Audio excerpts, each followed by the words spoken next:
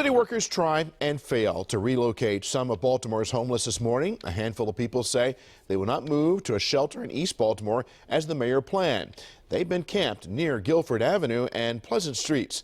That is where WJZ is live right now. Kimberly Eaton reports on what comes next. Kimberly.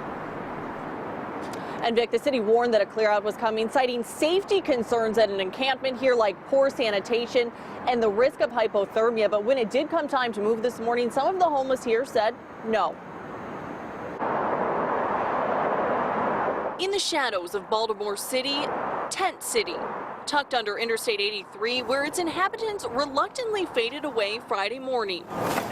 City workers moved in to move the homeless out, enforcing public notices posted nearby warning that encampments would be cleared, in line with Mayor Catherine Pugh's plan to relocate the homeless to a shelter in East Baltimore. As history has shown, what they do is they move them into temporary housing and then put them back out on the streets in a short period of time. Homeless advocates and homeless alike protested, throwing their belongings into Guilford Avenue, forcing police to shut down lanes for nearly 3 hours. A lot of people who live here tell me even if police enforce a clear out of this tent city, they will not move to a city dormitory. Why should I put my life and my family life on the line? Kelvin Morris has lived here on and off since 2008.